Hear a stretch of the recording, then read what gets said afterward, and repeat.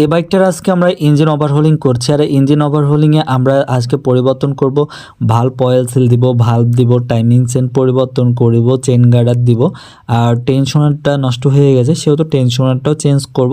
আর হেডটা seat cutting করে এনেছি lathe থেকে। আর হচ্ছে যে পিস্টন আছে, পিস্টনটা উষার পিস্টন লাগাবো, এবং যে সিলিন্ডারটা আছে সিলিন্ডারটা পরিবর্তন করব না, তাই কাস্টমারটা অল্প খরচের মধ্যে কাজ করে নিতে চাচ্ছে। এই জন্যে শুধু সিলিন্ডার বোরিং করে একটা নতুন পিস্টন লাগাই দিব।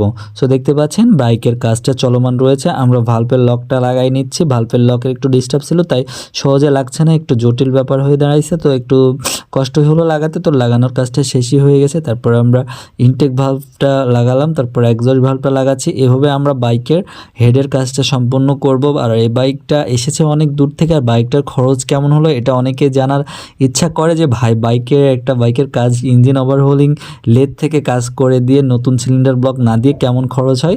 তো যারা এই ভিডিওটা দেখছেন শেষ পর্যন্ত দেখতে থাকুন। একটা বাইকের ইঞ্জিন ওভারহোলিং করতে যে কত টাকা খরচ হয় সেটা আমি ভিডিওর মাঝেই বলে দেবো। তো এই বাইকটার আমরা ক্যাম্পটা যেটা ছিল ওটাই রেখেছি, কারণ ক্যাম্পটা ভালো ছিল, তাই আমরা রোকারগুলো লাগাচ্ছি। দেখতে পাচ্ছেন রোকারটা কীভাবে সেট করতে হয় সেটাও যারা জানেন না তারা দেখতে পাবেন, তো বুঝতে পারবেন। লোকারের পিনগুলো ভিড়াই নিচ্ছি, নেওয়ার পর চেক দিব তো পিনটা সঠিক আছে।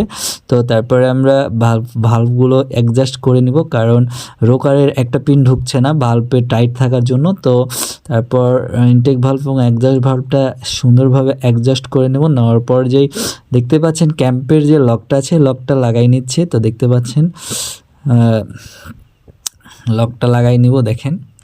তো ঠিক আছে, লাগাই নিলাম লকটা। তো এই ভিডিওটা যারা দেখছেন শেষ পর্যন্ত দেখতে থাকুন।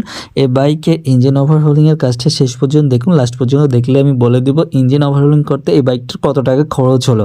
তো এই বাইকটা যাদের জানার ইচ্ছা এটা কী বাইক, এটা হচ্ছে 125 ডিসকভার বাইক। আর এই বাইকটা এসেছে অনেক দূর থেকে এসেছে ভাই, প্রায় 40 কিলো রান করে আমার কাছে নিয়ে এসেছে বাইকটার ইঞ্জিন ওভারহোলিং করার জন্য। তো দেখতে পাচ্ছেন আমি ইঞ্জিন ওভারহোলিংটা সুন্দরভাবে করে দিচ্ছি, ভাল্বটা অ্যাডজাস্ট করে দিলাম, দেওয়ার পর পিস্টনের রিংগুলো পড়াচ্ছি।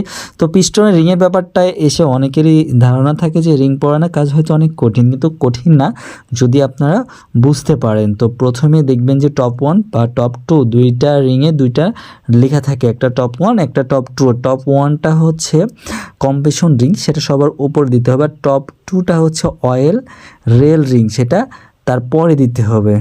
তারপরে দেখতে পাবেন যে ঝিকঝাক রিং আছে, অয়েল রেল রিং আছে। টপ 2টা অয়েল রিয়েল রিং না, অয়েল স্পেকার রিং, যা অয়েল ধরে রাখবে, সেটা ভুল হয়েছে বলতে। তারপরে তো দেখতে পাচ্ছেন আমরা ইঞ্জিনের কাজটা প্রায় সম্পূর্ণ করে দিলাম।